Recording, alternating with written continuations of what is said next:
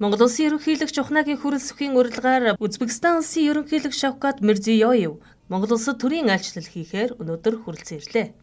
Узбекистан улсын ерөнхийлөгч Шавкат Мирзиёев Гэрги Зиярат Мирзиёева болон дагалдан яваа төлөөлөгчдийг буян тухай олон улсын нисэх онгоцны буудалд Монгол улсын гадаад харилцааны сайд Баццэг Монгол улсаас бүгд найрамдах Узбекистан улсад суугаа онц бөгөөд бүрэн эрхэт элчин сайд Батбаатар бүгд найрамдах Узбекистан улсаас Монгол улсад хавсран суугаа онц бөгөөд бүрэн эрхэт элчин сайд Арзиев тэргүүтээ албаны төлөөлөгчөд угтлаа.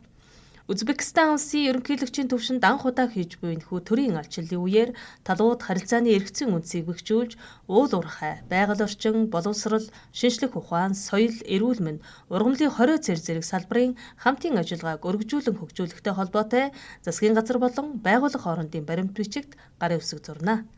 Айлчлалын хүрээнд Монгол Узбекистаны бизнес форум, Узбекистанд үйлдвэрлэв, үзэсгэлэн худалдаа, аялал жуулчлалын форум, Узбекистаны уран бүтээлчдийн тоглолт, фото зургийн үзэсгэлэн болон Узбек хоолны өдөрлөгийг зохион байгуулж байна.